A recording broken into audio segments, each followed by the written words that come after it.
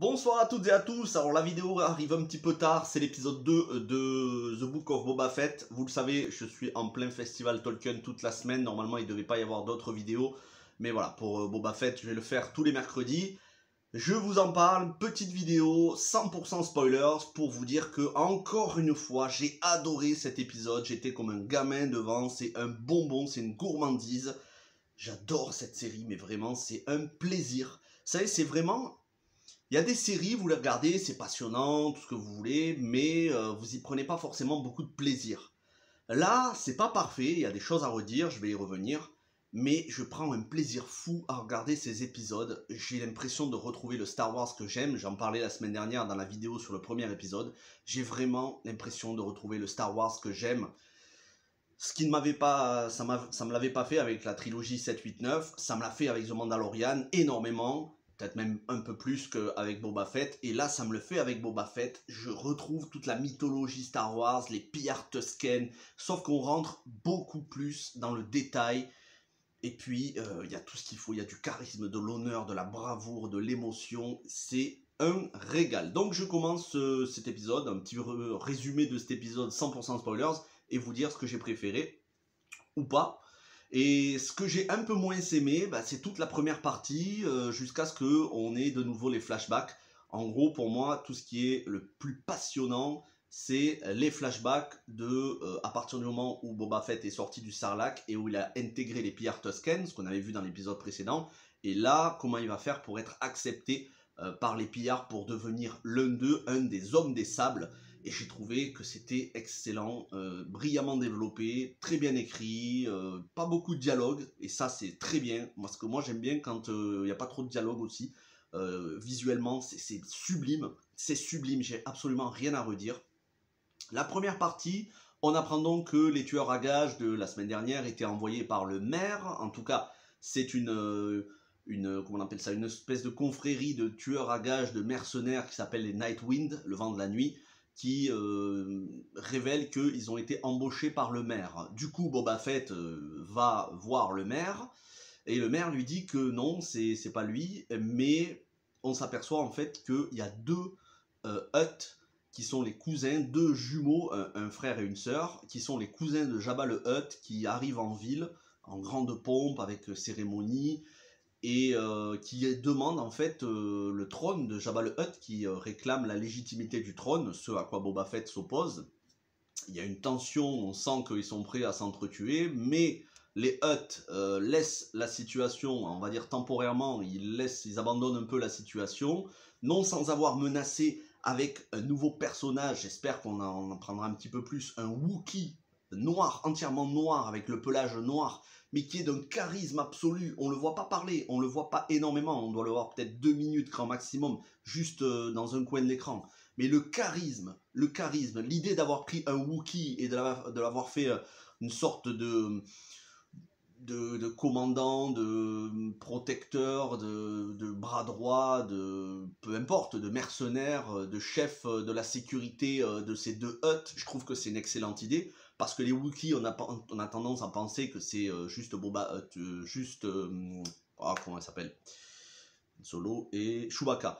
On a tendance à penser que les Wookiees c'est juste Chewbacca et éventuellement Tarful dans Star Wars épisode 3, La Revanche des Sith. Mais c'est pas juste ça, les Wookiees c'est un peuple, et il y a plein de Wookiees, il y en a des gentils, des moins gentils, des méchants. Encore une fois, voilà. Et les Wookiees sont pas tous marrons, ils ont pas tous le pelage marron. Après, si vous voulez avoir des détails sur les Wookiees gentils, méchants, encore une fois, allez voir la chaîne de Absolute, c'est la chaîne référence pour moi. Il y en a d'autres, hein, mais Absolute, c'est celle que je regarde. Vous aurez vraiment tout ce qu'il y a dans le canon et dans l'univers étendu, c'est-à-dire non canon aujourd'hui. Mais voilà, ça fait plaisir, ça enrichit le background. Les deux Hutt, oui attends, Jabba le Hutt, ouais, les deux Hutt, donc les deux grosses limaces, bon, on sent que c'est une nouvelle menace. Alors on avait entendu pas mal de rumeurs sur l'Aube écarlate, dirigé par Dark Maul et Kira dans Solo Star Wars Story. Est-ce qu'ils vont revenir dans The Book of Boba Fett? Moi j'aimerais énormément, hein, parce que encore une fois l'intrigue de Solo qui devait se dérouler, ça devait être une trilogie à la base, Solo, et finalement, après l'échec financier du premier film, ça a été abandonné les 2 suites. Mais il y avait du potentiel avec Emilia Clarke, ce personnage de Kira qui était vraiment excellent pour le coup, contrairement au personnage joué par Paul Bettany, Quinlan Vos je crois, ou un truc comme ça, le mec qui avait une apparence un peu chelou. Mais contrairement à Paul Bettany qui n'était pas développé, Kira, joué par Emilia Clarke, a été vraiment super. Et puis Dark Maul. Dark Maul, il faut qu'on le revoie. De toute façon, si c'est pas dans cette série-là, ça risquera d'être dans la série Obi-Wan ou une autre série. Mais Dark Maul, on le reverra, c'est certain. Son intrigue est encore en suspens, puisqu'on a appris qu'il n'était pas totalement mort, hein, puisqu'il avait des pattes mécaniques. En fait, je crois que ça, c'est dans Star Wars Rebels. Mais peu importe, il est toujours vivant. Alors voilà, il y avait des rumeurs comme quoi l'Aube écarlate serait derrière les tueurs à gages. Pour l'instant, c'est pas confirmé avec cet épisode, mais il reste quand même 5 épisodes, en espérant que ce soit pas la seule saison, mais il n'y a pas de raison. Si ça marche, on devrait avoir d'autres saisons. Quoi qu'il en soit, voilà, je vous ferai des critiques des 5 épisodes restants, hein, les 7 au total. Donc, toute cette première partie, elle est intéressante, mais je trouve que Boba Fett est un petit peu trop gentil. Je le trouve un peu trop gentil, pas assez menaçant. Et ensuite, on a la partie donc, où il va se régénérer dans la cuve de Bacta, et du coup, il rêve des souvenirs qu'il a, à partir du moment où il est sorti du Sarlacc et où il a été capturé par les Pyar Tusken, les Hommes des Sables. Et là, c'est un régal, on le voit petit à petit intégrer l'apprentissage, la manière de combattre des Pyar Tusken, vraiment faire de plus en plus partie d'eux, leur sauver la mise, se battre. Moi, ça m'a fait penser au dernier Samouraï avec Tom Cruise et Ken Watanabe et Hiroyuki Sanada. Ennemi au début, capturé, ennemi au début, qui petit à petit apprend à découvrir leur mode de vie, dans leur camp, comment ils vivent les uns les autres, qui, toujours en étant leurs prisonniers, commence à jouir d'un peu plus de liberté, jusqu'au moment où il va s'entraîner avec eux, et il va devenir un samouraï et ne plus être leur prisonnier, ils vont le laisser libre, et il va vouloir faire partie de leur peuple. Ben, c'est vraiment ce que j'ai l'impression qu'ils veulent faire. Est-ce que c'est une inspiration pour la série? Je sais pas, mais ça m'y fait vraiment beaucoup penser, le dernier samouraï. Alors sans l'aspect histoire d'amour avec la sœur de Katsumoto, donc la sœur, le personnage qui joue la sœur de Ken Watanabe dans le film, il y a une petite histoire d'amour très pudique, très belle, et sans la musique de Hans Zimmer. Et c'est là un autre gros point que j'avais pas apprécié à sa juste valeur la semaine dernière dans le premier épisode. Je trouve en fait que la musique de Ludwig Göransson est vraiment excellente, aussi bonne que celle de The Mandalorian, différente, mais on est vraiment dans l'esprit Star Wars, trilogie originale et même prélogie.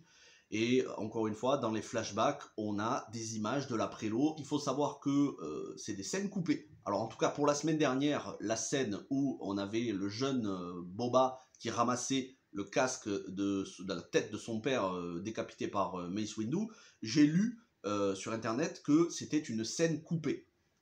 Maintenant, on en a d'autres de ces scènes-là qui se passent sur Kamino, peut-être qu'elles ont été recréées sur ordinateur, et on a une autre scène où on voit le jeune Boba qui passe devant une vitre, je crois qu'on voit son reflet dans la vitre, et c'est vraiment le jeune acteur qu'il y avait dans l'épisode 3, qui faisait le petit Boba Fett.